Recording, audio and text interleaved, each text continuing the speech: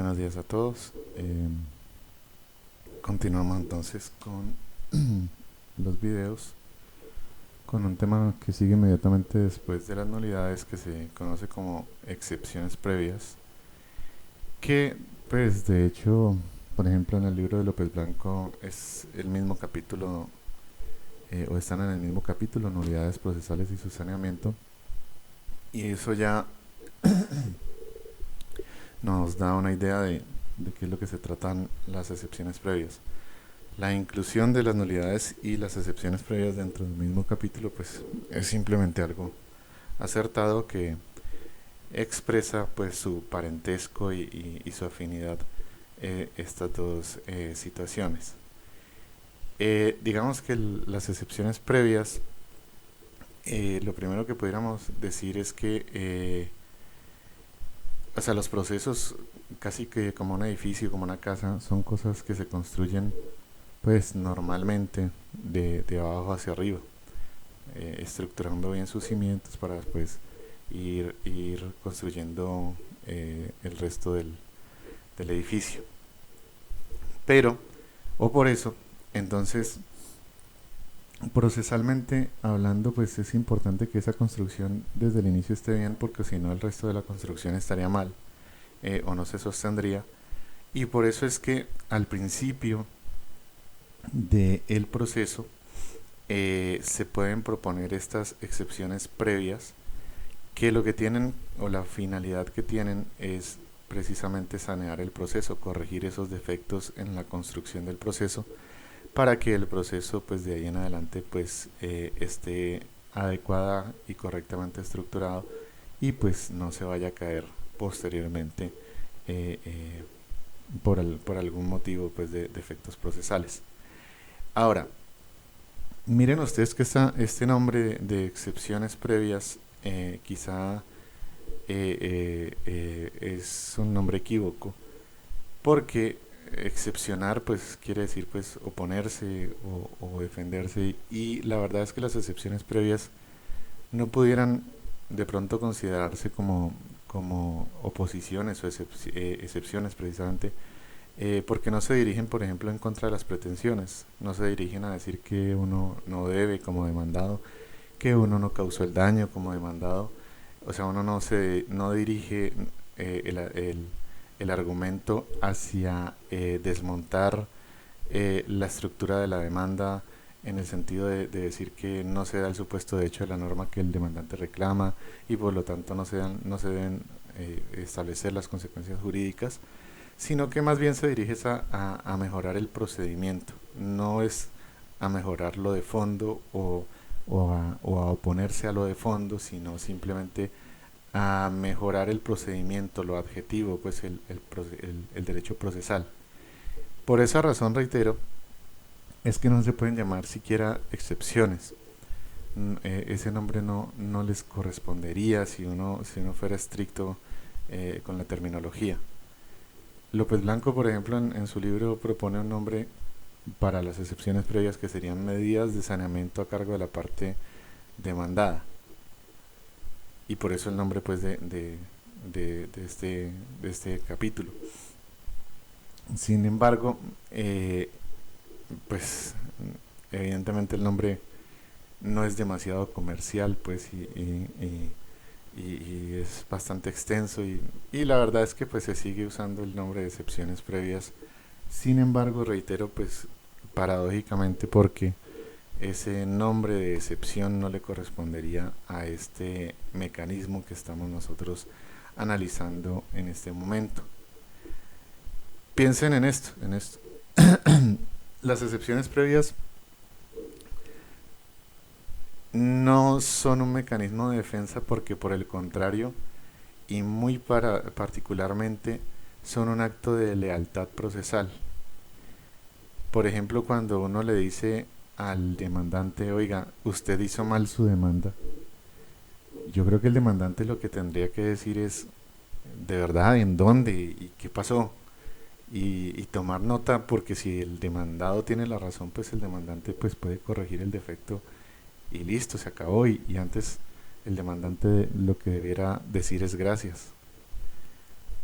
las excepciones previas son un acto de lealtad procesal porque sanean el proceso y permiten que se construya adecuadamente, y eso no solo le sirve al demandado, que pues si obtiene una sentencia absolutoria pues tendrá ya la libertad respecto de las pretensiones que le incoaban, sino que puede que el demandante gane, y gracias a la actitud del demandado de proponer excepciones previas para sanear el proceso, pues el proceso está correctamente construido, y por lo tanto pues eso le beneficiaría al demandante también, incluso al mismo juez, que puede haber cometido errores o errores graves, y el demandado a través de las excepciones previas pues le hace ver esos errores al demandante.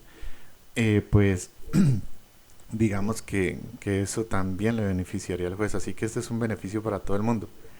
Es un acto de lealtad procesal tremendo, reitero, porque decirle al demandante que no hizo bien su demanda y decirle por qué no la hizo bien y decirle cómo corregirla, pues eso es una cosa que hay que pensársela, si en verdad uno defendiendo celosamente los intereses del cliente de uno puede proponer tal cosa. Pues porque, digamos, aquí hay una tensión entre dos principios. El principio de lealtad procesal, pues que está aquí en expresado pues en estas excepciones previas, y que es un principio pues a lo largo de todo el procedimiento. Pero por el otro lado, el principio expresado en la ley 1123 del 2007, la de los deberes y los procesos disciplinarios de los abogados, que dice que uno tiene el deber de vigilar celosamente los intereses de su cliente. Y entonces pues uno proponer excepciones que mejoran la calidad de proceso que está adelantando la contraparte, pues hay que pensárselo, hay que pensárselo. Por ejemplo, un ejemplo que suelo usar, que ya hemos usado en otra clase. Hablábamos de los consorcios y las uniones temporales, preguntándonos si eran o no sujetos de derecho capaces de demandar y ser demandados. Y si uno va al artículo 53 del Código General del Proceso, pues no son capaces en absoluto. Pero si uno se traslada a la jurisdicción contenciosa administrativa, les decía yo por allá cuando analizábamos este tema de los sujetos de derecho y de las partes en el proceso, que estos señores, para la contencioso administrativo ya la jurisprudencia se viene preguntando, oiga, pues si le permitimos presentar licitaciones, objeciones, recursos, ¿por qué no le vamos a permitir ser demandante o ser demandado? Así que miren ustedes que por la parte de lo contencioso administrativo puede que nosotros estemos presenciando el nacimiento de otro sujeto de derecho diferente a los reseñados en el artículo 53 del Código General. Pero eso que es así en el derecho administrativo no es así en el derecho procesal civil, pues en el procesal regulado por el Código General del Proceso. Para ámbitos diferentes al ámbito administrativo, quizás se siga con el canon tradicional de que los consorcios y las uniones temporales no son nada más que un contrato que comúnmente se le conoce como de joint venture, y que no genera ninguna persona jurídica, y por lo tanto demandar a un consorcio o a una unión temporal pues básicamente es demandar a un fantasma. Y entonces ustedes están allí en un contrato que celebró A por la parte contratante con B y C por la parte contratista, B y C que conformaron un consorcio o una unión temporal o un contrato de joint venture, como quieran. Y el señor A demanda al consorcio o la unión temporal. Y entonces ustedes, revisando esta clase y revisando el artículo 100 del Código General del Proceso, ven que hay una causal de excepción previa en el numeral cuarto, ha de ser, yo aquí lo tengo por literales como para hacer símil con el Código de Procedimiento Civil, cuando tocaba hacer lo que varios años me tocó dictar con ambos códigos, porque pues estaban vigentes y qué puede hacer. Entonces está ese numeral cuarto que dice que inexistencia no, inexistencia de demandante demandado es el numeral tercero del artículo 100. El C, disculpen, que saqué en las diapositivas.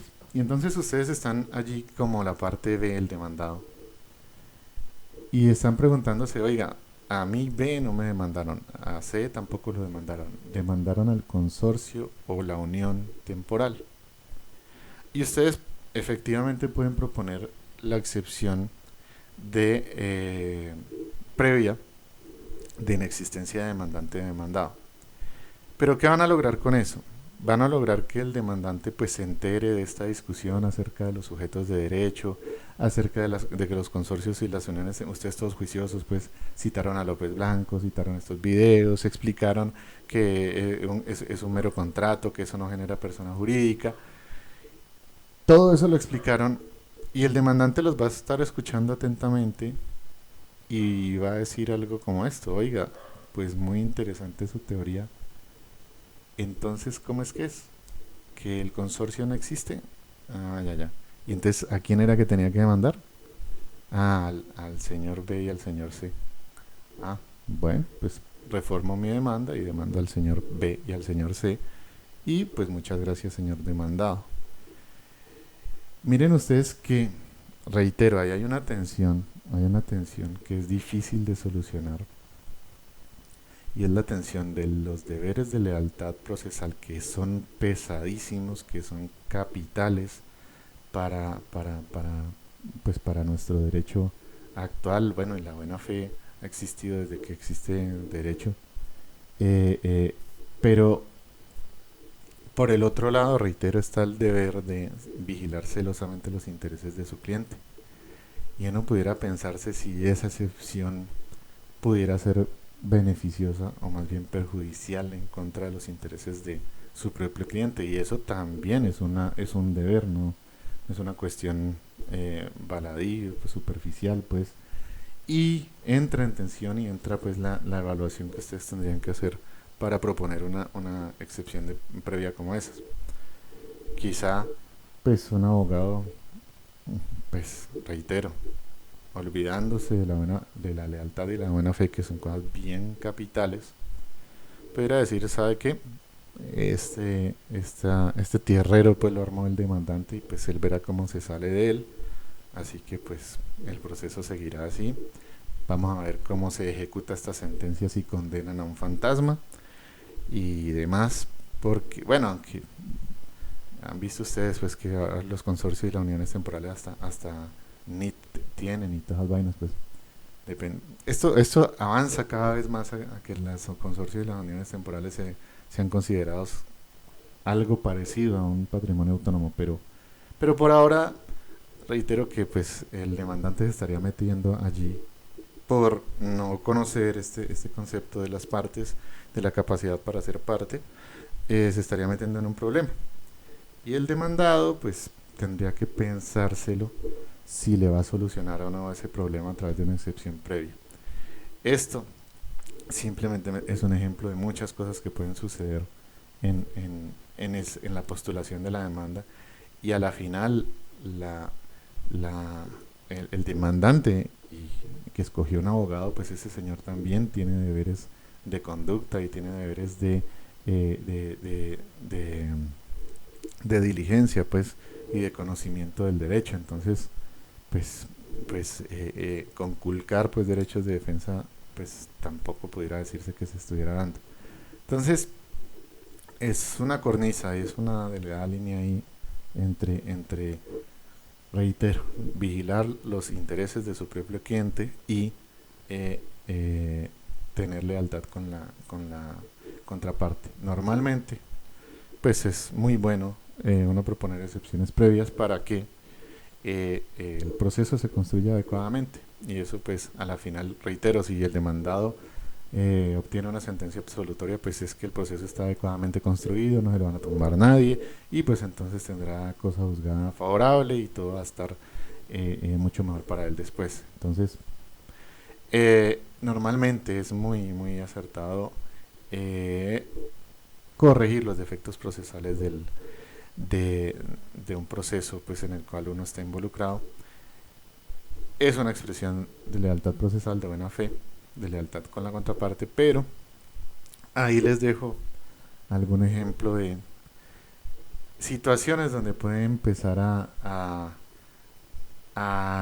oponerse ese deber de lealtad con el deber y que también es muy pesado, el deber de, pues, de asistir a los intereses del cliente y no a los intereses de la contraparte. Listo, entonces las medidas cautelares son... bueno, otra cosa que quería comentar preliminarmente es la siguiente. Ustedes pueden ver un video que tiene el externado de este magistrado Rojas de la Corte Constitucional hablando de demanda, vicisitudes y excepciones previas y toda esa vaina. Y este magistrado señala que la tendencia de las excepciones previas es a desaparecer y que se conviertan en recursos de reposición. O sea que a través de un recurso de reposición usted pues pueda proponer las excepciones previas, un recurso de reposición en contra del auto admisorio de la demanda, por supuesto. Y pues la tendencia del código la verdad es hacia allá. Casi que uno pudiera decir ya que las excepciones previas son una cosa pues para el proceso verbal. Porque si ustedes ven el proceso verbal sumario, dice que las excepciones previas tienen que proponerse a través de un recurso de reposición en contra del auto admisorio de la demanda. En el proceso ejecutivo pasa algo similar. Entonces, pues básicamente que las excepciones previas y este trámite, que digamos puede llegar a ser incluso algo engorroso, la tendencia del derecho procesal actual es de pensar que las excepciones previas normalmente son una cosa que se puede decidir con los documentos que ya existen en el proceso y es una cuestión, un alegato meramente, digamos, un alegato precisamente, ¿no? Normalmente no necesita pruebas, ahorita vamos a ver cuándo sí necesita y cuándo no. Y porque toda la prueba es documental y toda ya está en el expediente, pues entonces, por esa razón es que el procedimiento y los códigos procesales tienden a desaparecer las excepciones previas y a convertirlas en recursos de reposición. Y la verdad es que es una medida que eh, parece saludable, parece saludable. Ahí hay alguna razón para conservar el trámite de excepciones previas cuando requiere práctica de pruebas, pero de resto la verdad parece una medida bastante saludable. Pero lo que tenemos, nuestro Código General del Proceso, dice que en los procesos verbales pues siguen existiendo las excepciones previas claramente. Entonces pues vamos a verlas, aunque miren ustedes, pues, bueno, aunque el verbal pues digamos es el proceso general al cual deben ir todas las causas que no tengan un procedimiento expresamente establecido. Como dice por ahí el 368, por ahí pues lo pueden buscar, los artículos pues introductorios de los procesos declarativos.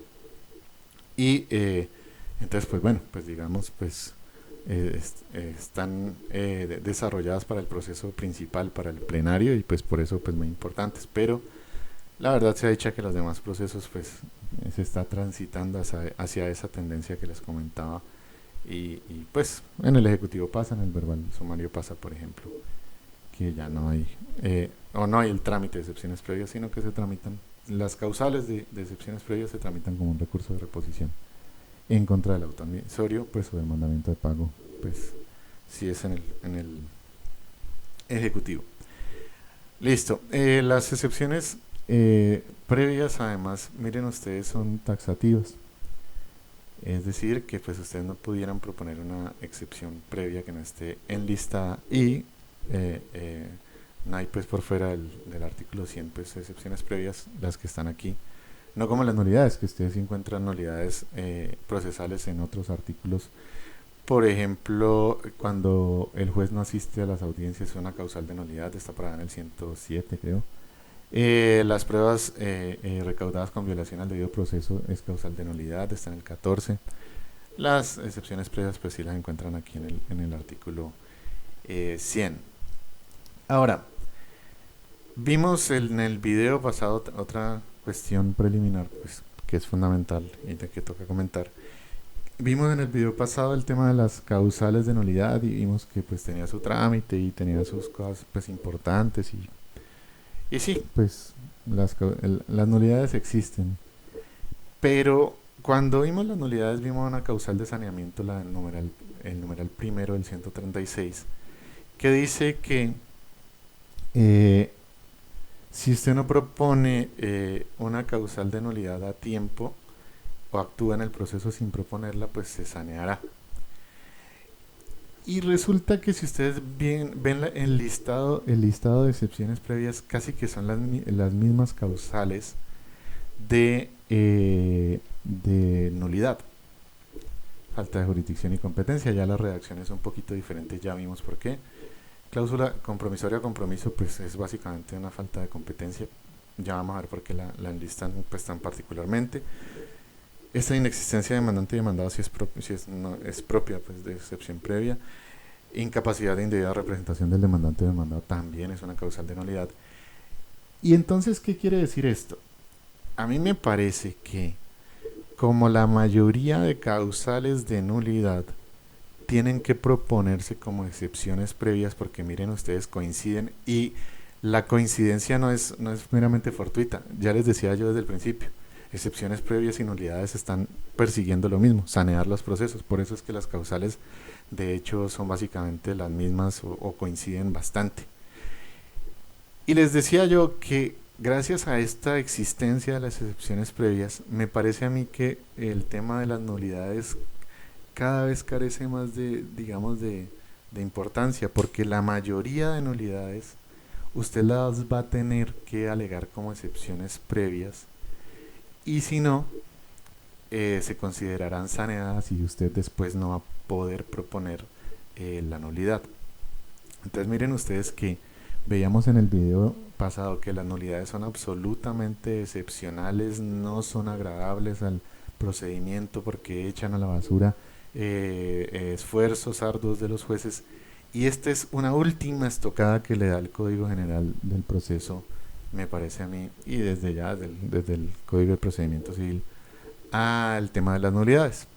Porque reitero, gracias a la causal primera de saneamiento del artículo 136 que dice que cuando se omita la oportunidad para proponer la causal de nulidad o se actúe sin proponerla, sobre todo lo primero, cuando se omita la oportunidad para proponer la causal de nulidad, la nulidad se sanea. Si ustedes vienen a las excepciones previas, pues ustedes ven que la oportunidad para proponer la mayoría de causales de nulidad pues son las excepciones previas. Así que si usted no alegó la nulidad como una excepción previa, pues va a ser difícil que después se otorgue una nulidad porque le van a decir está saneada porque usted no usó la excepción previa.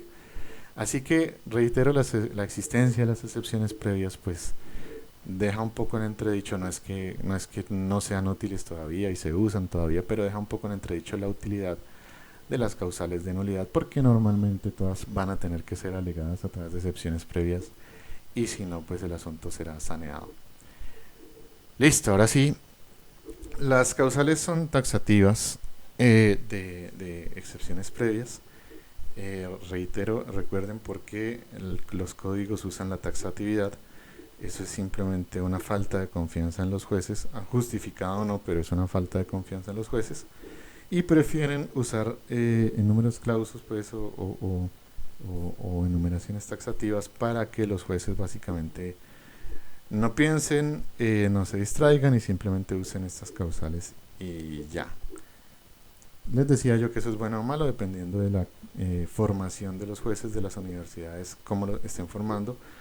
Si son muy bien formados, quizá no necesitarían causales taxativas, pero cuando no, es mejor darle una guía, una ruta clara a los jueces, como lo hace en este caso el Código General. Y entonces la primera, pues es la falta de jurisdicción y competencia, pues que pues ahí la verdad no hay más que explicar, simplemente es la aplicación de los criterios de jurisdicción y competencia y simplemente si el demandante hizo mal la aplicación de estos criterios de jurisdicción y competencia, que ya los vimos en un video bastante ya pasado, si el demandante no hace bien ese ejercicio, y el juez admite incorrectamente la demanda, pues usted como demandado podrá proponer esta falta de jurisdicción y competencia y por lo tanto pues obligar al juez a enviar al juez que sea competente y pues tramitar quizá de hecho un conflicto de competencia posteriormente. Pero entonces digamos que ahí no hay mucho que explicar de lo que ya ustedes ya conocen. Eh, el compromiso, la cláusula compromisoria, la verdad es que es una excepción previa que pudiera estar perfectamente metida en la primera causal, porque cuando hay un compromiso, una cláusula compromisoria, pues simplemente los jueces ordinarios no tienen competencia, la rama judicial no tendría competencia, sino que la competencia la tendrían los árbitros y pues básicamente es una falta de competencia. Sin embargo, el código, porque de hecho ya lo vimos cuando el juez tiene, cuando hay una cláusula de compromiso o cláusula compromisoria, un compromiso, una cláusula compromisoria, disculpen, el juez tiene que admitir la demanda y ahí sí no está cometiendo ningún error. Recuerden que el juez tiene que admitir la demanda porque gracias a la ley 1563, si había una cláusula compromisoria o compromiso que el demandante desconoce presentando la demanda ante los jueces ordinarios y el demandado no dice nada, pues básicamente eso significa un destrate de la cláusula compromisoria o del compromiso tácito y por lo tanto se quedarán ante los jueces ordinarios. Y sucede al revés también, ¿no? No había cláusula compromisoria o compromiso, el demandante presenta una demanda arbitral. Si el demandado llega allá y no dice nada, pues entonces habrá un trate o una cláusula celebrada pues de esta manera tácita. Entonces, ¿por qué está separada aquí esta excepción previa? Para que quede claro que este es el momento para el demandado de oponer la cláusula o el compromiso. Porque si no lo oponen, pues entonces si existía una cláusula compromisoria o compromiso, pues va a estar destratada y por lo tanto, pues el juez que originalmente no era competente, pues será competente para ver ese proceso. Entonces reitero, en ese caso el juez debe admitir la demanda. Uno diría no debería admitirla en principio, ¿por qué? Porque los árbitros son los competentes y por lo tanto debería rechazarla. Sin embargo, como vino la 1563 a decir lo que dijo, pues entonces el juez tiene que admitir la demanda y esperar a ver qué va a decir el demandado. ¿Y cuándo lo tiene que decir o cómo lo tiene que decir? Pues a través de una excepción previa, la del numeral 2, que señalará que existe un compromiso, cláusula compromisoria, y con eso pues terminaría el trámite del proceso en la jurisdicción ordinaria y pues tendría que presentar después la demanda ante la justicia arbitral. Listo. La tercera causal pues sería la inexistencia de demandante-demandado, que con el ejemplo que les estaba proponiendo pues ya tenemos un ejemplo claro de eso. Es ese evento donde por ejemplo demandamos a un consorcio, una unidad temporal, y por lo tanto no existe demandante-demandado, pues el demandado demandamos al señor B, pues el señor B puede, todo tierno, decir, oiga, se equivoca, el consorcio de la unión temporal no existe, quien existe soy yo, el señor B, que sí tengo personería jurídica, y el señor C, que sí tienen personería jurídica, y por lo tanto, señor demandante, usted debió desde el principio demandarnos a nosotros, no al consorcio de la unión temporal que no existe. Cuando ustedes digan eso, pues el demandante les va a dar un pico y les va a decir muchas gracias y pues les va a reformar la demanda y los va a incluir como demandados realmente. Por ejemplo, una situación que puede ocurrir también, jugos del valle, y entonces ustedes se intoxicaron con jugos del valle y entonces ven la etiqueta y dicen pues voy a demandar a Jugos del Valle y demandan a Jugos del Valle. ¿Qué es Jugos del Valle? Es una marca, es decir, un símbolo o signo distintivo que distingue los bienes de un comerciante, los productos de un comerciante en el mercado, y no es una persona jurídica, no tiene personalidad jurídica. Entonces ahí, por ejemplo, también habría claramente una inexistencia de demandante-demandado, porque en realidad a quien se debía demandar es de Coca-Cola Company, creo que es la dueña de esa marca. Eh, claro, si es que el juez les admite la demanda que debió habérselas inadmitido para que corrijan ese defecto, si el juez admite la demanda, pues entonces el demandado pues tendrá la posibilidad de proponer esta excepción previa. Incapacidad o indebida representación de demandante o de demandado, la verdad es que esto pues viene siendo ya un poco redundante porque después vamos a ver que hay una causal de excepción previa que es que la demanda no tiene los requisitos legales y uno de los requisitos de la demanda eh, está por aquí, miren, ineptitud de la demanda por falta de los requisitos formales. Pues básicamente uno de los requisitos de la demanda es identificar los sujetos que son incapaces y sus representantes legales para vincularlos a través de sus representantes legales. A mí me parece que esto es una causal de excepción previa redundante. Eso pudiera haber cabido dentro de el no cumplir con los requisitos formales de la demanda. Pues sin embargo, el código pues habla pues de esta causal de manera separada. Entonces, incapacidad cuando demandamos a un incapaz o no lo hacemos a través de su representante legal, o el demandante está demandando sin ser capaz y no lo hace a través de su representante legal, pues eso es una queja que pueden ustedes proponer como una excepción previa para que sea corregida. Eh, También, como excepción previa, se puede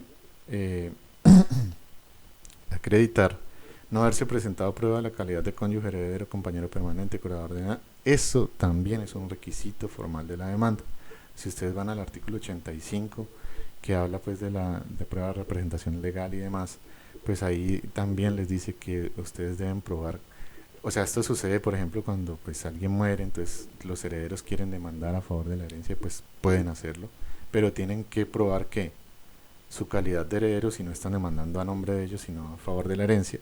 Pero reitero, lo que los legitima a demandar a favor de la herencia es que son herederos, o que son el cónyuge, o que son el compañero permanente, el curador de bienes, el administrador de la albacea, general la calidad de acto del demandante cuando a ello hubiera lugar. A ello hubiera lugar cuando, pues en los eventos que les decía yo del artículo 85, por ejemplo. Entonces, esos son esos eventos cuando no se actúa en nombre propio, sino que se actúa usando estas calidades. Y ustedes pues tienen que comprobar que detentan estas calidades, y si no, simplemente es que la demanda no debiera estarse presentando.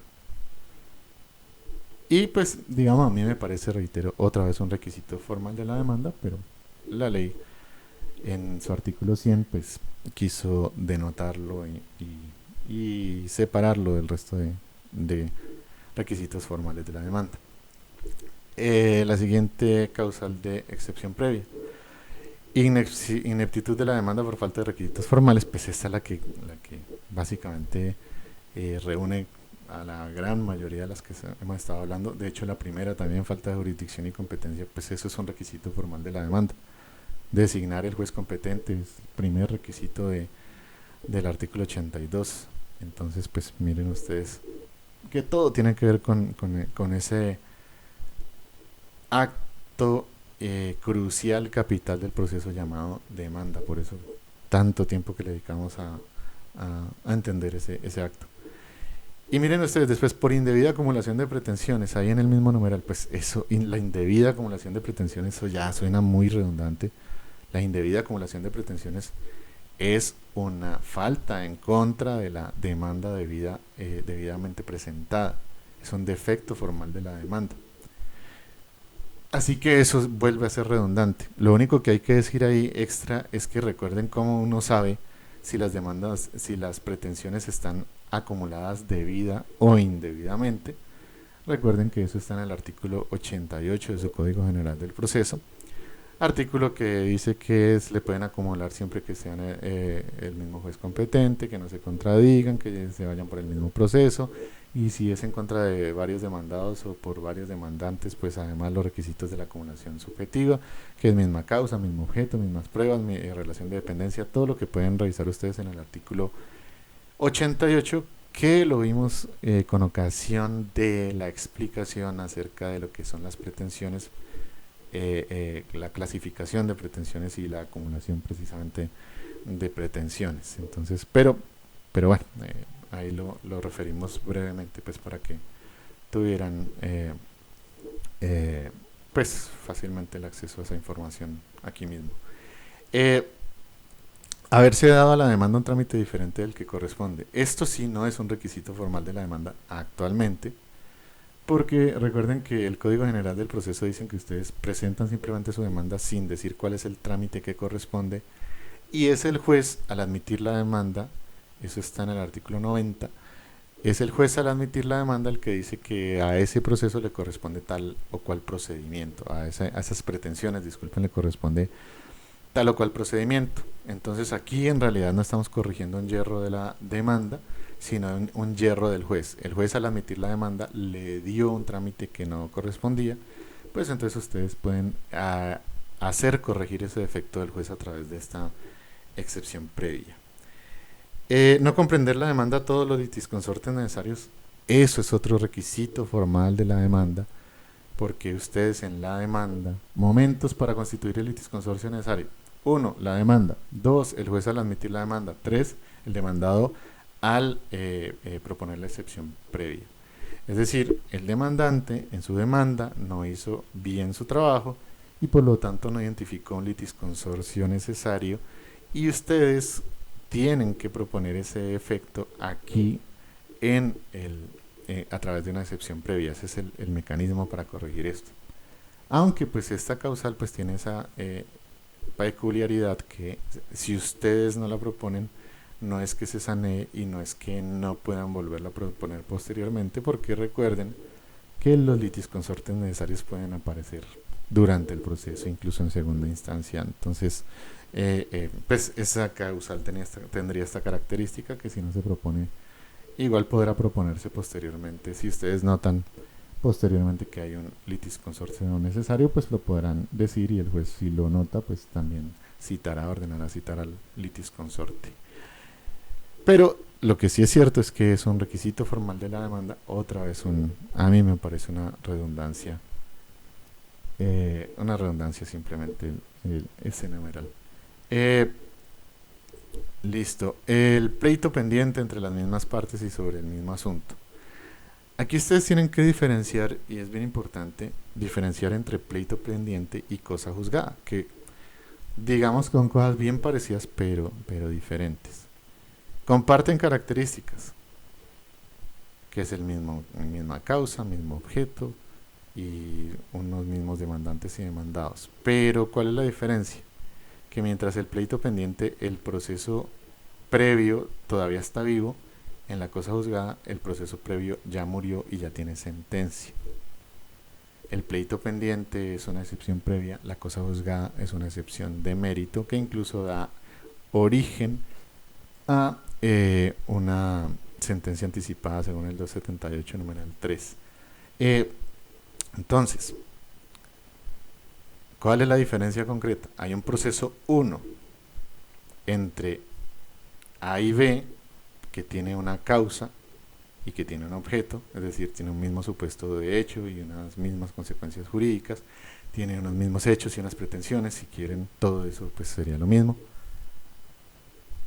Y viene un proceso 2 entre los mismos A y B con los mismos supuesto de hecho y las mismas consecuencias jurídicas pretendidas. ¿Cuándo hay pleito pendiente? Cuando hay cosa juzgada. Pleito pendiente es cuando el proceso 1 todavía está vigente y no se ha decidido nada. Entonces uno en el proceso 2 lo que propone es esta excepción previa y le dice al juez: oiga juez, esto que estamos discutiendo aquí ya está siendo discutido en otro proceso, en el proceso 1. Así que cierre este proceso 2 porque no tiene ningún sentido, porque eso ya va a ser decidido en el proceso 1. Eso se llama pleito pendiente. En cambio, cosa juzgada es cuando el proceso 1 ya fue cerrado y ya tiene cosa juzgada. Entonces en el proceso 2 usted no le dice al juez: oiga señor juez, cierre este proceso porque ya hay un proceso adelantándose para esta misma situación, sino que dice, señor juez, absuélvame, porque es una excepción de mérito, absuélvame, porque eh, eh, ya hubo un proceso entre las mismas partes, con la misma causa y con el mismo objeto, que fue favorable a mis intereses y por lo tanto pues no tiene sentido eh, eh, no tiene sentido continuar con este proceso. Tengo un derecho pues de orden sustancial a haber extinguido, por ejemplo, mis obligaciones, si fue el caso, a través de una cosa juzgada.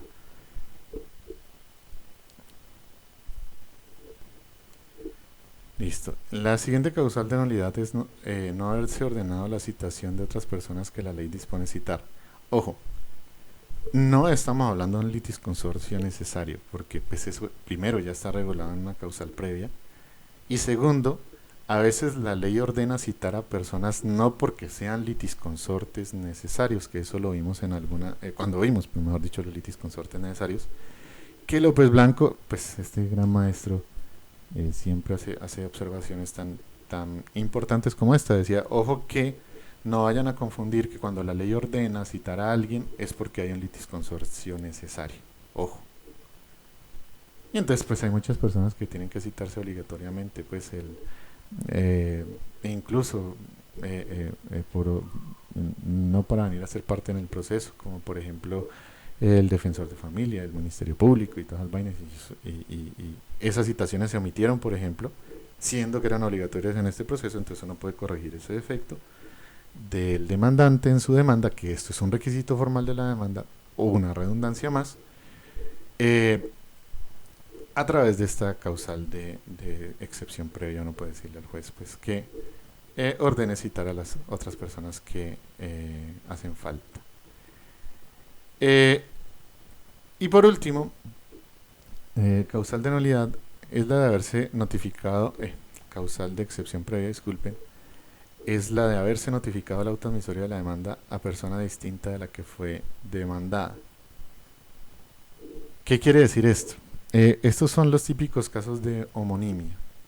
No es que el demandado no exista, existe. Lo que pasa es que puede que una persona se llame igual a otra y usted anda buscando a la persona A y usted terminó citando a la persona B. En alguna ocasión estaba poniendo yo este ejemplo y una estudiante levantó la manito tímidamente y me decía, doctor, eso pasó en mi casa. Y el ejemplo era el siguiente. La señora tiene un hijo extra fuera de matrimonio, o sea que no genera la presunción pues, de paternidad, y demanda para que se declare padre a Juan Pérez. Juan Pérez el cucuteño es el Juan Pérez que acusan de ser papá, pero resulta que hay un Juan Pérez en Cali, el caleño, que está feliz de la pelota un buen día almorzando con su esposa y con su hija, y timbran y llega una citación donde dice que debe acudir a un proceso de filiación porque pues afirman que tiene un hijito cucuteño. Este Juan Pérez 2, que se llama igual a Juan Pérez 1, está siendo notificado de un auto admisorio de la demanda que no debió ser notificado a él. Pero miren ustedes aquí, no es que haya incapacidad, no es que haya inexistencia, el Juan Pérez cucuteño existe, el Juan Pérez cucuteño es capaz, o bueno, eso es irrelevante, pero el asunto no es ese, no es que no exista o esté indebidamente representado, no, es que el man existe y es capaz y entonces lo pueden demandar a él directamente. Lo que pasa es que por este caso de homonimia, pues le terminaron notificando la autoadmisoria de la demanda a alguien que no era. Y entonces este señor Juan Pérez, el caleño, no tiene por qué andar contestando la demanda y andar tramitando el proceso, porque puede de entrada pues separarse de ese proceso a través de este mecanismo y lograr que vinculen al Juan Pérez que sí es. Me imagino pues que ese almuerzo habrá sido divertidísimo, pues en este ejemplo que les proponía yo, que me decía, sí mismito pasó, doctor, en mi casa. Entonces me imagino pues la dicha que habrá causado en ese hogar ese error por parte del demandante a la hora de ir a notificar. Listo, entonces esas son las causales de excepciones previas. Listo. ¿Cuál es el trámite de una excepción previa? Lo primero es que tenemos que analizar cuál es la oportunidad para proponerla. Y aquí hay una cosa bien importante, bien importante. Miren ustedes que la oportunidad para proponer una excepción previa es el término de traslado de la demanda, que en los procesos verbales, que es en donde se puede proponer estas excepciones, pues es de 20 días. Pero esta situación es la que genera frecuentemente un error muy común en los abogados y muy grave. Dicen, no, como las excepciones las puedo proponer dentro del periodo de traslado, entonces en un ejecutivo hago lo mismo, al 9º día pues voy y la presento, en un proceso verbal al 9º día la presento. Eso es un error gravísimo por la siguiente razón. Como lo comentamos al principio, las excepciones previas en los procesos verbales, en los procesos ejecutivos, por ejemplo, no existen excepciones previas, sino que se tienen que proponer las causales de excepción previa a través del recurso de reposición. Si eso es así, mis doctores, ustedes en realidad no tienen el término de traslado del mandamiento de pago, por ejemplo, sino que en realidad solo tienen el término de ejecutoria del mandamiento de pago. Esto requiere que ustedes recuerden una cuestión que vimos, pero que hay que recordarla y no nos demoramos mucho. Si alguno ya la conoce, pues disculpará ahí la redundancia. Entonces, tenemos un mandamiento de pago, que es un auto. Este auto se notifica, como es el mandamiento de pago, pues se da personalmente. Y les decía yo que cuando un auto otorgue un término, cuando vimos los términos, dijimos que hay dos términos que van a correr paralelamente. ¿Cuáles son esos dos términos? El término que otorga el auto, que en este caso es el término de traslado, que será de 10 días. Entonces, y el término de ejecutoria que tiene todo auto tiene un término de ejecutoria. Ya saben ustedes que es un término que corre en contra, después de la notificación de toda providencia judicial, de hecho no de todo auto. Entonces este es el término de ejecutoria, que es de ejecutoria, que es de 3 días. Y este es el término de traslado, que es de 10. Estamos en un ejecutivo. Entonces miren ustedes que como en el ejecutivo, en el verbal sumario, las excepciones previas se tienen que proponer como un recurso de reposición, ustedes en realidad solo tendrán 3 días para proponerla, no los 10 días de traslado de ambos procesos, que es un error común, reitero, de los abogados pensar, no, como yo tengo un término de traslado, pues me echo a la hamaca 8 días y los últimos 2 días hago todo y allá propongo el recurso de las excepciones previas porque yo tengo un término de traslado. No. En el ejecutivo este traslado es solo para proponer excepciones de mérito, no se puede hacer pues otra cosa allí.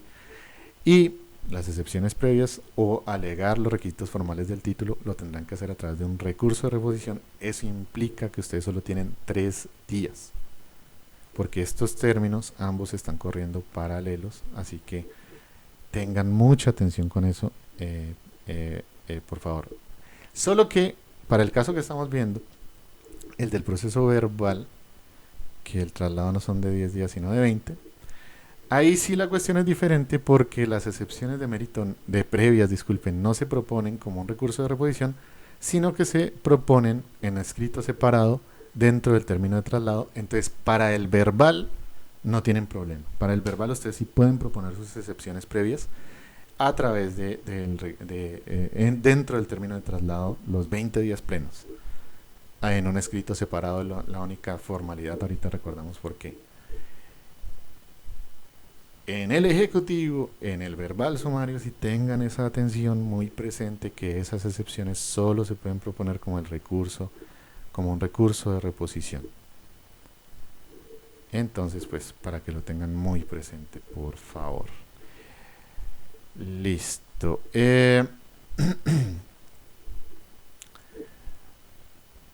¿Cómo se presentan las excepciones previas? Se presentan en escrito separado, dice por ahí el artículo 100, si no estoy mal, o es el 101, disculpen, yo aquí reviso. Las excepciones previas se formularán en el término de traslado de la demanda en escrito separado que deberá expresar las razones y los hechos que la fundamentan. 101, disculpen, de su Código General. Esto es muy importante, ustedes tienen que presentarlas en escrito separado.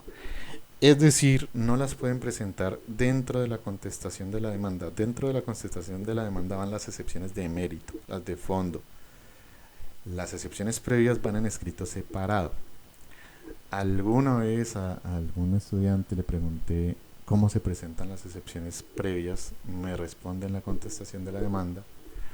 Al siguiente estudiante le pregunté si estaba de acuerdo pues con esa respuesta y me dice no, porque se presentan en un escrito separado, y pues le di la razón al segundo estudiante. Pero el primer estudiante se me quejaba diciendo, oiga, pero es que eso es un formalismo sin sentido, eso pues qué tiene si lo presento en un escrito separado o no.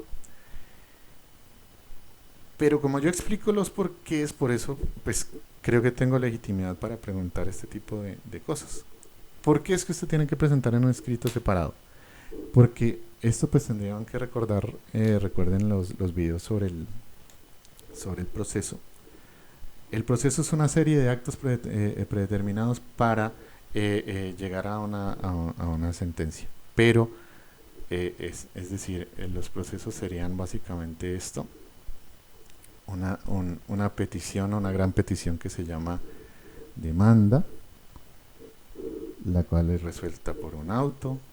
Después hay más peticiones que se resuelven con autos y más peticiones que se resuelven con autos y más peticiones que se resuelven con autos y peticiones hasta que llegamos a la señora sentencia.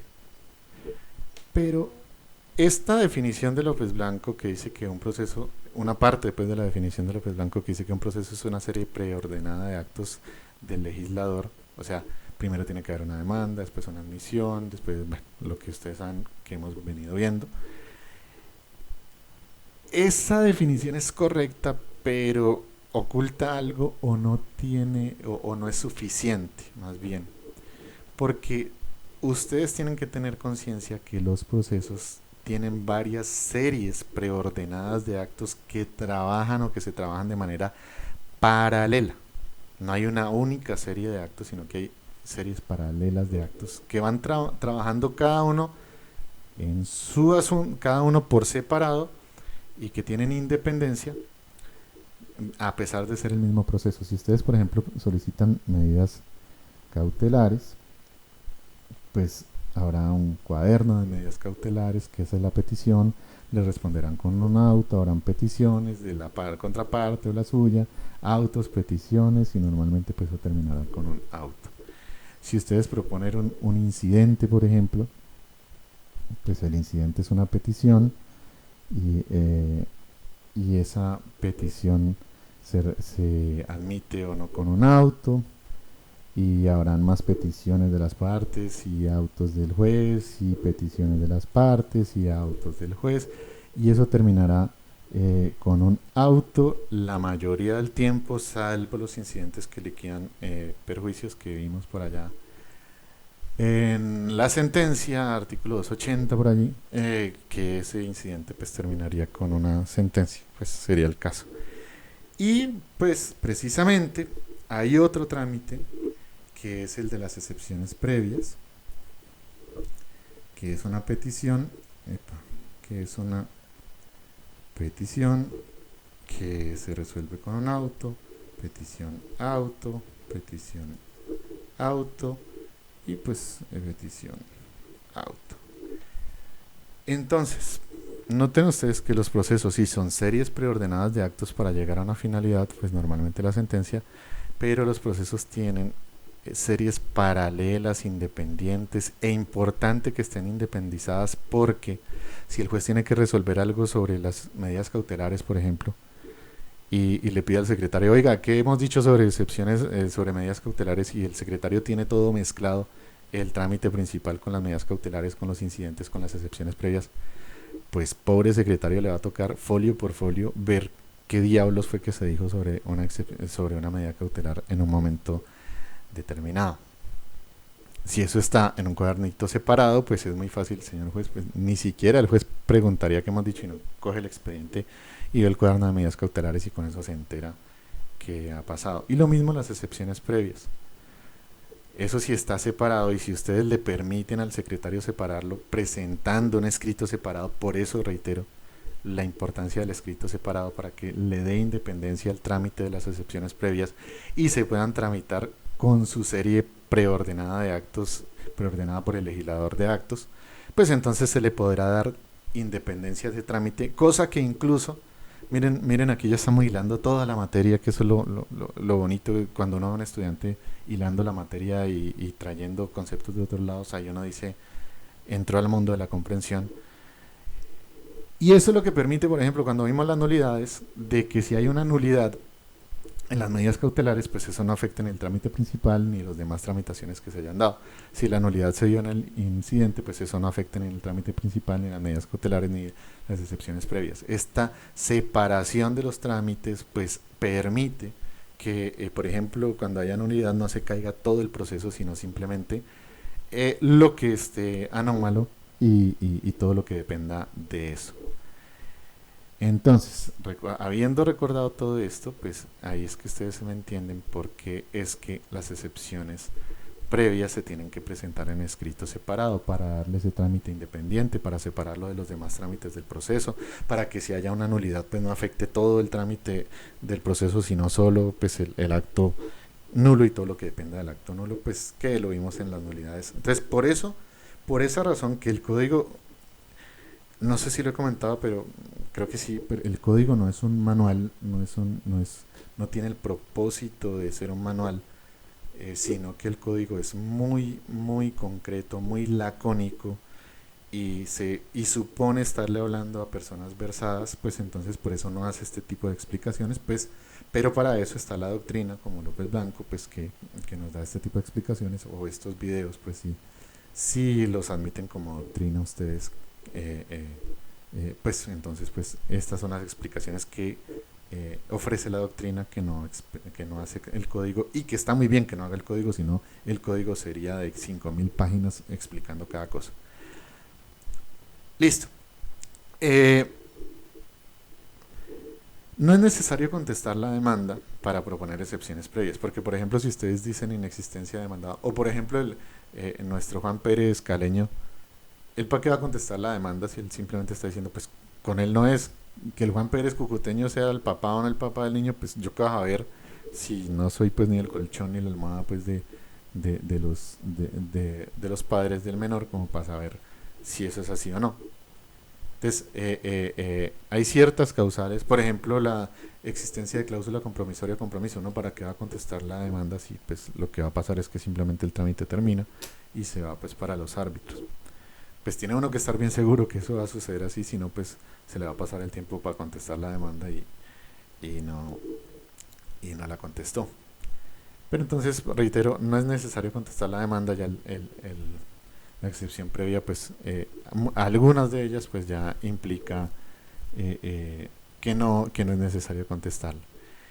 ¿Y ustedes cómo proponen una excepción previa? Miren ustedes que eso es una cosa muy sencilla y que tiene que ver con ese concepto capital que vimos nosotros al principio en los primeros videos de esta clase, que se llama norma jurídica. Todo argumento de un juez está compuesto o usa normas jurídicas. Pero como les he dicho siempre, las normas jurídicas no están en un artículo. Un artículo simplemente es un enunciado normativo con el cual el intérprete construye verdaderas normas jurídicas Y entonces ustedes tienen que construir el argumento diciendo, en el artículo 100 está expresando, hay una norma jurídica junto con otro artículo que dice que cuando haya falta de jurisdicción o de competencia, el juez, consecuencia jurídica, deberá rechazar la demanda y enviarle el proceso al juez que se considere competente. Después de eso ustedes dicen, en el caso particular, mire usted, señor juez, que no hay competencia porque Pepito es un menor de edad y debieron demandarlo en su domicilio y ese man pues no fue demandado en su domicilio, sino que demandaron en cualquier otro lado.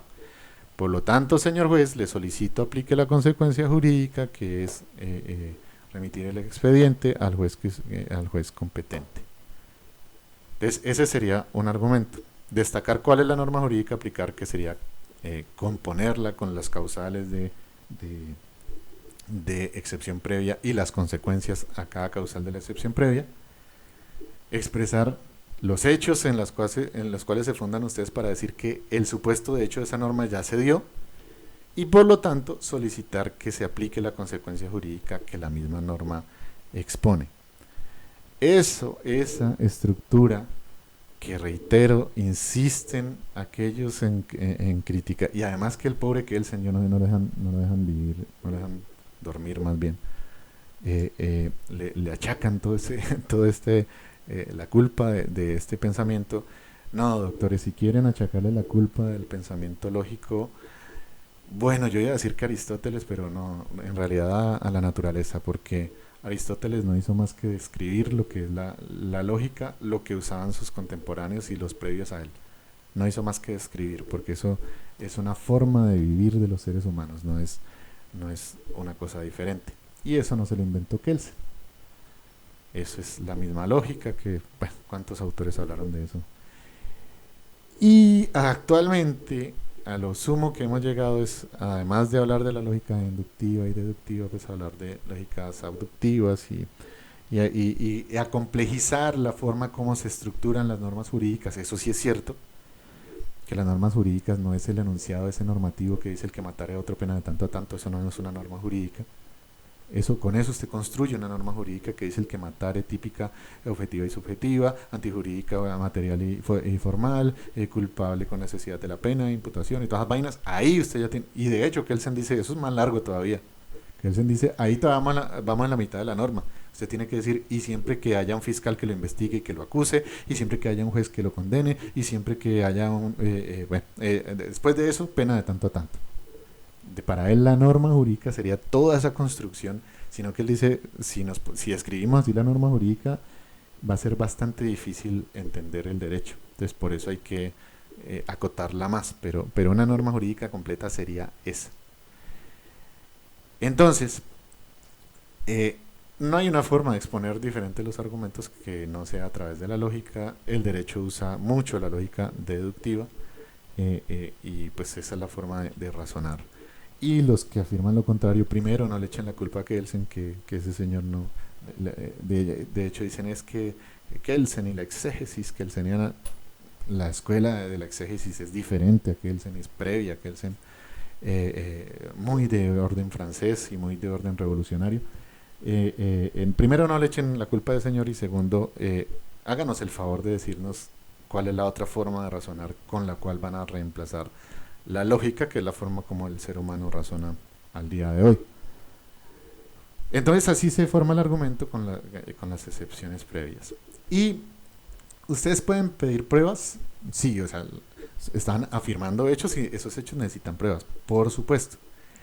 Pero lo que dicen las excepciones previas, o la lógica de las excepciones previas atrás, pues de lo que no está escrito, pues lo que hay que desentrañar, lo que está oculto, es que normalmente las excepciones previas tienen o se pueden verificar con la prueba documental que ya está en el expediente. Normalmente eso es lo que pasa. Casi toda la falta de jurisdicción, falta de competencia, la cláusula compromisoria, ahí estará el contrato, usted lo podrá ver. O sea, normalmente las excepciones previas ¿Necesitan pruebas? Todas necesitan pruebas, porque usted tiene que probar los hechos. Solo que la mayoría de hechos se prueban con la misma prueba documental que ya obra en el expediente. Sin embargo, el Código General del Proceso, lo mismo así el Código de Procedimiento Civil, eh, atiende o entiende pues que hay unos 3 casos que básicamente no funcionaría así la cosa. No funcionaría así la cosa porque las pruebas no obran en el expediente. Los 3 casos son falta de competencia por 2 razones: por domicilio de la persona natural o por el lugar en donde ocurrieron los hechos, y la falta de integración del litisconsorcio necesario. En estos casos, miren lo que dice, que yo creo que cuando hablamos de esto, cuando les diga esto, les va a resultar bien obvio, bien natural. ¿Por qué la falta de competencia de persona natural sí puede probarse a través de testimonios, mientras que la falta de competencia de persona jurídica no? Y la razón es muy sencilla y es la que acabamos de comentar. El domicilio de persona jurídica es una cosa que está establecido en un documento, y la única prueba que es posible aducir para probar ese domicilio es la documental. Entonces, por eso la ley dice, en ese caso no hay testimonios. Pero en cambio, el domicilio de persona natural, eso sí varía, porque ¿cómo se establece el domicilio de una persona natural? Por su residencia más el ánimo de permanecer en un sitio. Y el ánimo de permanecer en un sitio es una cosa que ustedes pueden probar testimonialmente. Puede que no haya documentos, pero sí pueden probar que a través de testimonios, sí, el fulano se la pasa por acá o se la pasa por allá, se la pasa en un municipio, se la pasa en otro, y pues ese será su domicilio. Entonces noten ustedes por qué razones que los testimonios, o sea, para todas las excepciones previas se permite la prueba documental, pero para esta competencia de persona natural se permite además testimonios. ¿Por qué razón? Porque, reitero, la prueba de domicilio de persona jurídica es una cosa que solo viene documentalmente. En cambio, la de persona natural sí puede que necesitemos testimonios. Segundo, por ejemplo, por el lugar en donde, también falta de competencia por el lugar en donde ocurrieron los hechos, que recuerden que uno puede demandar cuando es una responsabilidad extracontractual en el lugar en donde ocurrieron los hechos o en el domicilio del demandado, artículo para el 28. Y entonces, en ese caso, ¿qué es lo que está pasando? Que el lugar en donde ocurrieron los hechos es una cosa que puede que esté documentalmente establecida. Por ejemplo, hay un accidente en un puente que separa, como aquí en Cali, pues que separa Juanchito de Cali, o el otro puente que separa el Cauca del Valle. Entonces el accidente ocurrió ahí. Y si hay un documento, el croquis, pues donde dice exactamente en dónde ocurrió el accidente, pues entonces ahí se determinará el lugar en donde ocurrieron los hechos. Pero puede que no esté establecido, puede que uno quiera ponerlo en duda.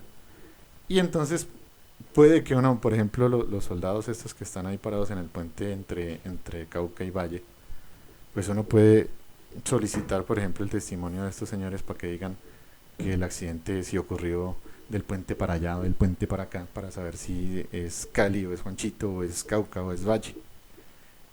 Miren ustedes ahí, otra vez, es una cosa que es susceptible de probarse por testimonios, y por eso la ley permite la prueba testimonial hasta 2 testigos. Y por último, la falta de integración del litisconsorcio necesario, que en ese caso sería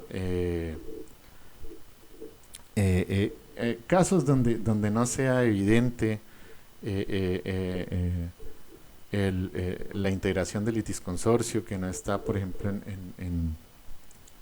en documentos. Por ejemplo, el daño, se me ocurre, pues el daño producido por 2 personas que son bueno, aunque la solidaridad pues no hace necesario el litisconsorcio. Bueno, casos, reitero, donde no sea claro pues que hay un litisconsorcio, contratos verbales, por ejemplo, que tienen una dificultad de prueba según el artículo 225, pero sin embargo pudieran, los que son consensuales, probarse por testimonios. Pues entonces puede que hay un contrato verbal, que hayan participado 3 personas y solo A demandó a B, pero no demandaron a C, pues puede intentarse probar a través de testimonios que C era participante de ese contrato y si está demandando la nulidad de ese contrato, pues entonces sería un litis consorte necesario y pues sería vincularlo al proceso, como algunos ejemplos pues que pudiéramos dar. Pero entonces reitero, ¿cómo prueban ustedes los hechos que son fundamento de una excepción previa? Siempre documentalmente, o sea, siempre se prueban, solo que la mayoría de ellos documentalmente, pero la ley reconoce que en 3 eventos puede que sea necesario acudir a testimonios y por lo tanto permite hasta 2 testimonios para probar esos hechos que son en las ocasiones que acabamos de explicar. Entonces, el demandante propone su demanda, la cual es admitida, notificada, y una vez notificada, al demandado le corre el término de traslado, y el demandado dentro de ese término de traslado puede ejercer muchos mecanismos de defensa, entre ellos proponer una excepción previa. ¿Cómo lo puede hacer? A través de un escrito separado de los demás mecanismos de defensa. Ya vimos por qué razón eso es importante para el orden, tanto que se critica a los jueces y secretarios por demoras y tal, y si ustedes no les facilitan ordenar sus procesos, sus expedientes, pues peor. Entonces se presentan escritos separados. Presentado ese escrito, de ese escrito, que es una petición de la parte demandada, se le da traslado a la parte demandante por 3 días, o sea, el traslado del artículo 110, que simplemente pues sería a través de la fijación en lista por parte del secretario. O sea, hoy martes presenta la excepción previa al demandado. Pues si todo funcionara así, pues automático, el miércoles el secretario, fija en lista, y jueves, viernes y lunes de la otra, no, el lunes festivo, el martes, sería el término de traslado, y con eso pues se daría traslado. Y el demandante, ¿qué puede hacer en ese traslado? Pues sí, ¿cuál es su actitud? ¿Cuál puede ser su actitud respecto de las excepciones previas? Puede oponerse y puede decir que no, que está bien, o simplemente, miren ustedes, puede subsanar el defecto que el demandado dijo que existe. El demandante puede simplemente subsanar el defecto y con eso evita el trámite de estas excepciones previas, que siempre tiene su trámite, puede llegar a ser engorroso. Y si por ejemplo aporta un documento para subsanar el defecto, por ejemplo, le dicen falta de requisitos formales de la demanda, no existe la prueba de existencia y representación del demandante o del demandado, dice el demandado en su excepción previa, el demandante puede aportar el documento. La pregunta sería, oiga, si aporta un documento no está reformando la demanda, porque al final reformar la demanda, hay reforma de la demanda cuando se reforman hechos, pretensiones, partes o pruebas, y ahí pues estamos aduciendo una prueba nueva.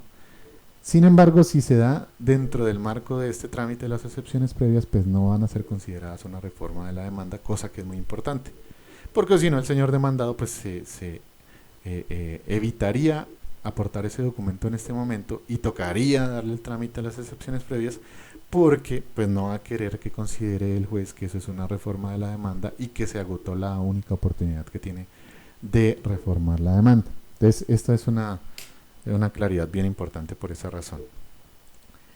Y ahora, de allí el trámite se bifurca. Depende el trámite de si hay práctica de pruebas o si no hay práctica de pruebas. O sea, si las pruebas son solo documentales, pues no va a haber práctica de los testimonios, o si hay pruebas documentales, pues habrá que practicarlos. Entonces, cuando no hay práctica de pruebas, porque las pruebas son todas documentales, el demandado en el término de traslado de la demanda propone su excepción previa, de esa excepción previa se le da al demandante traslado por 3 días, y el juez después de eso, si no hay práctica de pruebas, pues entonces pasa a decidir, dicta un auto, que en este caso es escrito, porque estamos en una fase escrita todavía, dicta un auto decidiendo, porque no hay pruebas que practicar, entonces pues ya escuchó a ambas partes y decide, y listo. Pero puede suceder que sí hayan pruebas, porque estamos en uno de los 3 eventos donde se permite hasta 2 testimonios, que fueron los que ya vimos hace un momento. En ese caso, ¿cómo va a ser el trámite? Otra vez, el demandado en el término de traslado presenta la excepción previa. De eso al demandante se le da traslado por 3 días. Y después de eso, el juez no puede decidir porque hay que practicar esos testimonios porque estamos en los 3 eventos que vimos y además las partes pidieron. No es que en esos 3 eventos siempre hayan que haber testimonios. Puede que no pidan testimonios y entonces pues el juez pasa a decidir también. Es siempre que estemos en esos 3 eventos y las partes hayan pedido al menos un testigo o los 2 que le permite la ley.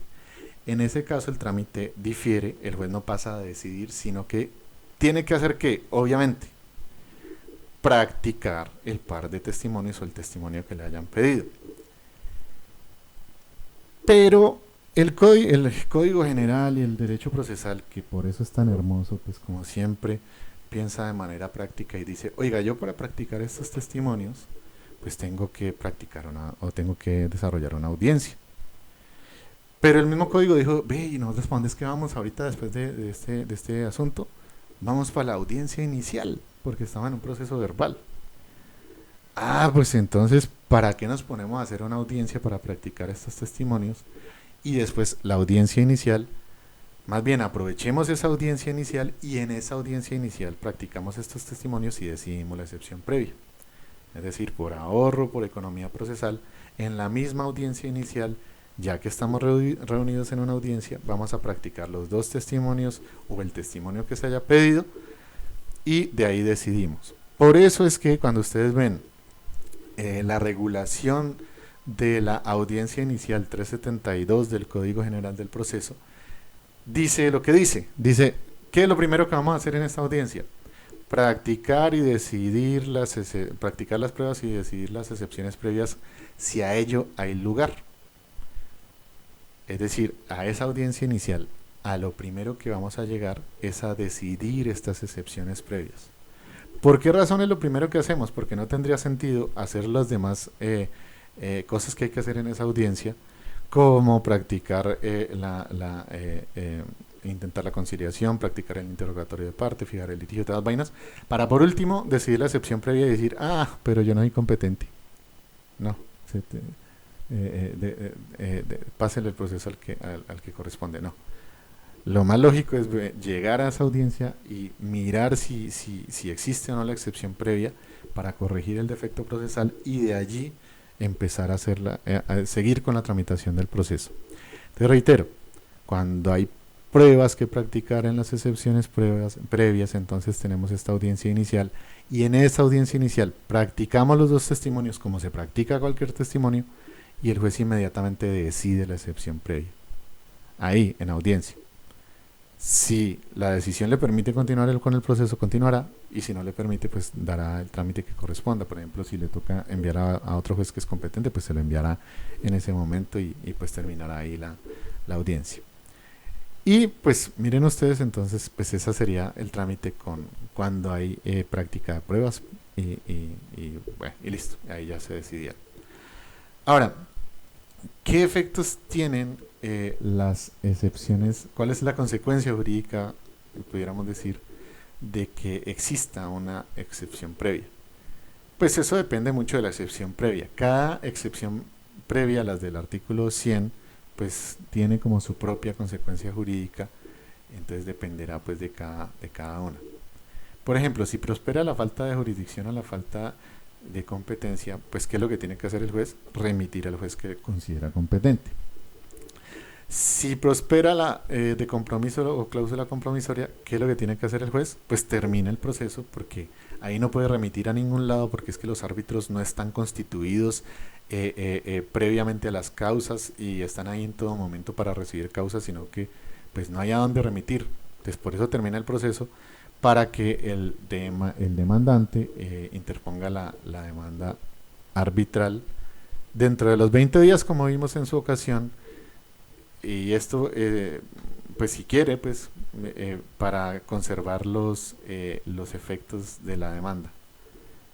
Si la propone después de los 20 días, las puede proponer, sí, pero no conservará los efectos de la demanda como son la interrupción de la prescripción, la inoperancia de la caducidad, la constitución en mora, todas las vainas que produce la presentación de la demanda. Eh, Listo. Si prospera la de trámite inadecuado, pues esa es muy sencilla, pues simplemente el juez adecua el trámite, dice, ay, la embarré, le está dando un trámite de ejecutivo a este declarativo, pues entonces le da el trámite que corresponde. Si prospera la de que se ha omitido eh, citaciones, pues entonces pues se cita a los que falta por notificar. Si prospera la de notificación a persona diferente al Juan Pérez Caleño, pues entonces se ordena notificar al Juan Pérez Cucuteño para pues hacer las cosas bien. Reitero, pues el efecto de las excepciones previas depende mucho de cuál excepción previa es la que hayamos propuesto y cuál prosperó, por supuesto. Eh, Ahora, el código también dice una cosa que es bien importante. El demandado, que no sería muy razonable, pero el demandado, si le da por reformar la demanda y corrige, o sea, le proponen una excepción previa, le dicen que hay cierto defecto, el demandado le da por reformar la demanda y corrige ese defecto, pues puede que eso ocasione que termine el trámite, porque el juez mira y si está corregido el defecto, pues para qué tramitamos una excepción previa si ya el demandado, el demandante, disculpen, reformó su demanda y corrigió el defecto que se afirmaba. Solo que les decía que eso no es demasiado razonable porque la reforma de la demanda, la verdad, uno tiene que esperarla hasta lo último que se pueda, porque pueden suceder cosas y puede suceder que usted necesite reformar su estrategia procesal y por lo tanto agotar la única oportunidad que tiene de reformar la demanda, pues no suena sensato demasiado. Pero reitero, si el demandado le da por reformar la demanda y se corrige el defecto, pues simplemente para qué seguimos tramitando las excepciones previas.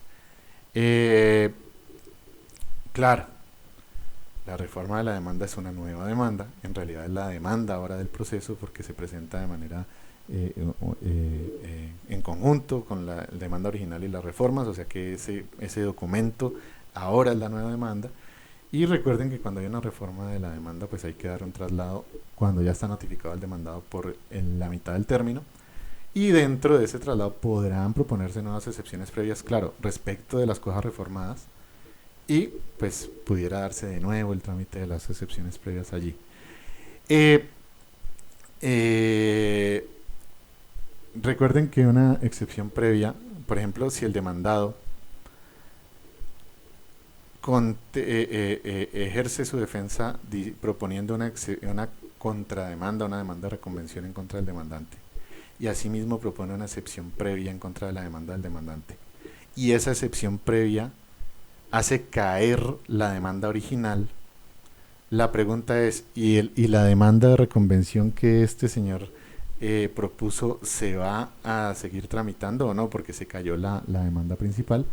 Y eso simplemente pues se responde de manera afirmativa, se continúa con la demanda de reconvención, así se haya caído la demanda original por una excepción previa también propuesta por el demandado.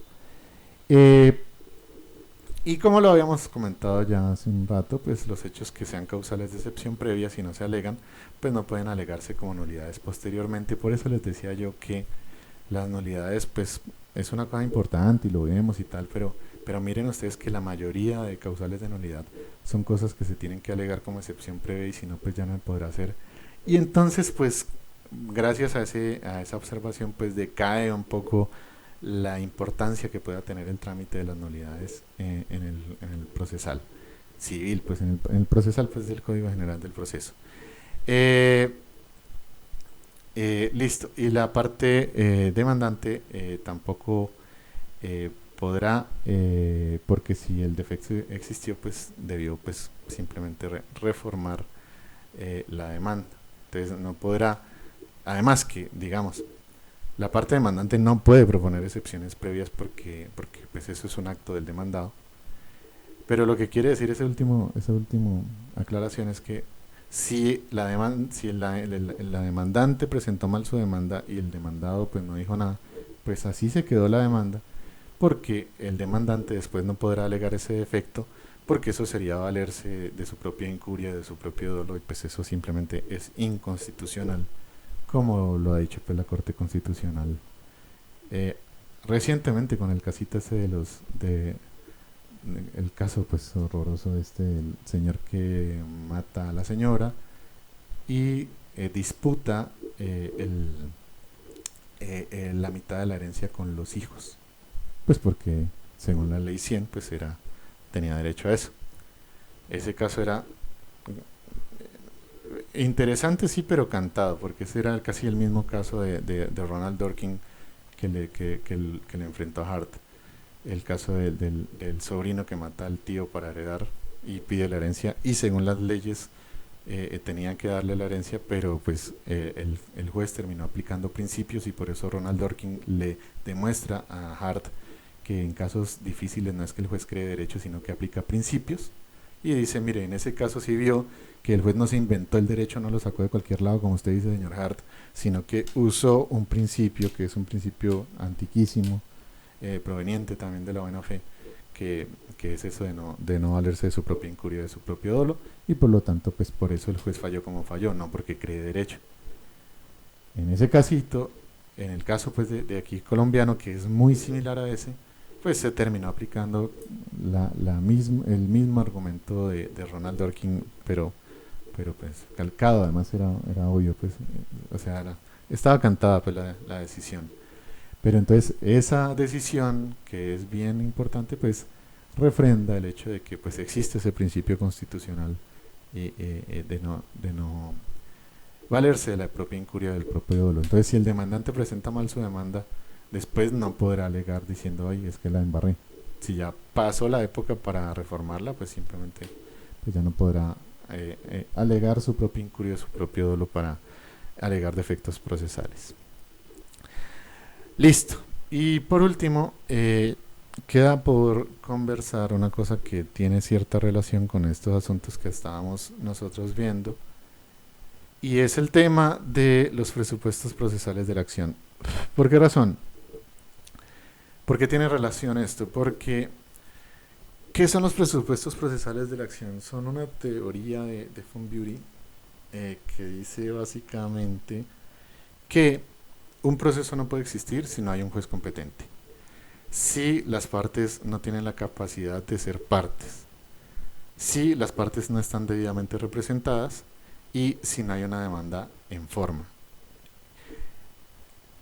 Explica López Blanco, pues López Blanco siempre muy magistral y muy acertado en sus explicaciones, explica lo siguiente. Dice, oiga, ¿esa teoría de Fonbury está bien? Y sí, claro que está bien. No puede existir proceso sin estos presupuestos. Si no hay un juez, pues a quién le presentamos la demanda. Si no hay una demanda, pues cómo inicia el proceso.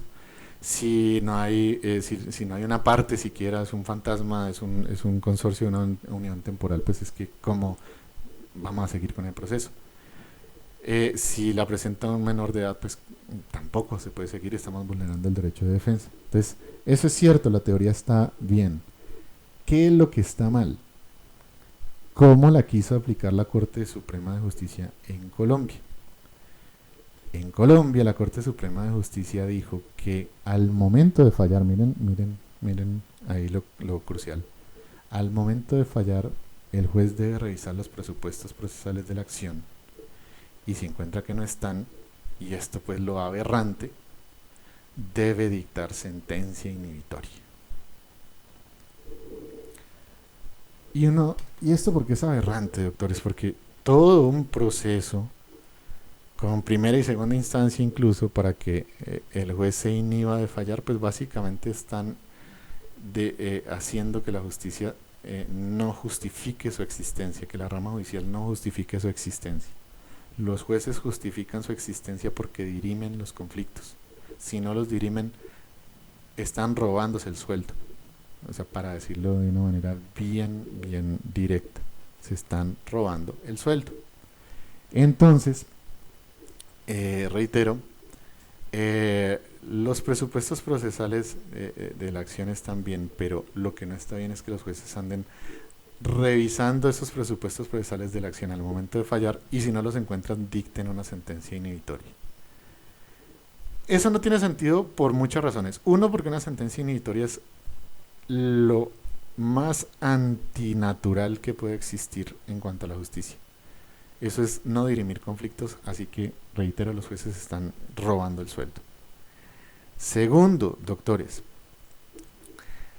el derecho procesal se ocupa de estas cuestiones, de la competencia del juez, de la capacidad procesal, de la capacidad para ser parte, de la capacidad de la demanda debidamente presentada. Sí, la teoría de Von Bury en Colombia es respetada, pero eso no quiere decir que nos lleve a dictar una sentencia inhibitoria. Es que la falta de competencia del juez lleva a un rechazo de la demanda, por ejemplo, lleva a una excepción previa, no a una asquerosa sentencia inhibitoria. La falta de capacidad procesal a un individuo que no existe, por ejemplo, pues para eso hay una excepción previa de inexistencia demandante-demandado. Y si, por ejemplo, en la sentencia ve el juez que hay inexistencia demandante-demandado, ¿tiene que dictar una sentencia inhibitoria? No, tiene que fallar y absolver al señor demandado porque demandaron fue un fantasma y el que está ahí sentado, pues no lo puedo condenar porque usted no fue demandado. Entonces dicta la sentencia inhibitoria, dirime el conflicto y absuelve al señor. O la capacidad para ser parte. El señor juez dice ahí, señor demandante, párese, usted el del bigote. ¿Y usted cuántos años que tiene? Y le responde 14. Y oiga, ¿cómo así? ¿Usted con el bigotote y todo eso? Pues puede que se hayan equivocado, que el señor demandado, sea un menor de edad y no haya estado actuando a través de su representante legal. ¿Y eso provoca una sentencia inhibitoria? Pues no, jamás. ¿Qué es lo que va a tener que hacer el juez? Va a tener que decir que se declara nulo todo lo actuado. Claro, se va a tener que devolver mucho del proceso. Nulo todo lo actuado y se va a tener que vincular a los representantes legales del menor y continuar el proceso. Pero, por ejemplo, no se caen los efectos de la demanda, no se cae la interrupción de la prescripción, la inoperancia de la caducidad, lo que sea. Claro, hay un grave defecto, pero ¿qué se puede hacer? Que no hay demanda en forma, eso es una cosa atroz. El juez revisando la demanda a la hora de fallar. Cuando él mismo la avaló, cuando dictó un auto que llamaba auto admisorio de la demanda o mandamiento de pago. El juez revisando la demanda a la hora de fallar. Eso simplemente es atroz. O sea, quiso decir que desarrolló todo un proceso con un error propio de él. Falta de competencia. Por ejemplo, miren, esta es una delicia. A mí me fascina cuando los jueces me van a dictar una sentencia y empiezan diciendo, voy a revisar los presupuestos procesales de la acción. Primero, yo soy competente. Yo, pues ahí pues pongo en torno los ojos y los miro tiernamente. Y yo me pregunto por dentro, ¿qué haría este señor si en este momento encontrase que no es el juez competente? Que por la cuantía, que por el domicilio, que por esto y por lo otro, no es el juez competente. Y entonces, a mí me parece que se olvidan los señores jueces cuando están revisando esto del artículo 16 del Código General del Proceso, que dice que si el demandante presentó mal su demanda, si el juez admitió mal la demanda y si el demandado no dijo nada, ese juez que originalmente no era competente es competente hoy por lo que se conoce como prórroga de la competencia. Entonces, así el juez, por ejemplo, le diera por analizar ahí su competencia, que debió haberla analizado mucho antes, si le diera por analizar ahí su competencia y nota que no es competente, pues no tiene sentido porque en realidad ya es competente por la prórroga de la competencia. Ahora, si está en un caso como esos que llamamos falta de competencia por el factor subjetivo o funcional que no son prorrogables, en ese caso tiene sentido que este señor dicte sentencia inhibitoria. Pues tampoco, porque ese señor lo que va a tener que decir es, no soy competente, remito al que es competente, porque por ejemplo aquí hay un diplomático que acabo de darme cuenta que es un diplomático, pues entonces aquí hay un diplomático, envío este proceso a la Corte Suprema de Justicia y todo lo que ese señor actuó pues conserva validez y la Corte Suprema de Justicia lo único que va a dictar es su sentencia. Nunca una sentencia inhibitoria, nunca. Entonces, reitero y para concluir, ¿por qué hablamos de los presupuestos procesales? Porque todos los jueces hacen este análisis a la hora de fallar. Y pues miren ustedes el peligro que no corre que alguien vaya a interpretar esto de alguna manera loca. Pero conclusión, ¿la teoría de Von Bury es correcta? Claro que es correcta. Sin estos elementos no hay proceso. Eso es cierto. ¿Qué es lo equivocado? ¿Cómo la aplican los colombianos? Los colombianos dicen que a la hora que a la hora de fallar hay que mirar estas cosas. El Código General del Proceso, el procedimiento colombiano, ¿se preocupa por estos elementos? Claro que se preocupa por estos elementos, pero el procedimiento colombiano, por esa razón, no lleva a que se dicte una sentencia inhibitoria. Nunca esa es la consecuencia que debiera darse pues en el procedimiento colombiano. Se solucionan a través de nulidades y a través de excepciones. Bueno, ya estamos en la sentencia, pues serán nulidades si es que no están saneadas. Afortunadamente la Corte Suprema de Justicia recoge velas un poco en esto y hay un par que ya dice, no, esto, ¿cuál sentencia inhibitoria? Esto no, se corrige el defecto. Pero hay un par que siguen siendo para la Corte causal de sentencia inhibitoria, sobre todo una que a mí me parece alucinante, pues, que es la demanda en forma. El juez no revisó bien la demanda a la hora de admitirla, pero ahora sí le da por revisarla. Y ahí, pues, en el estrado.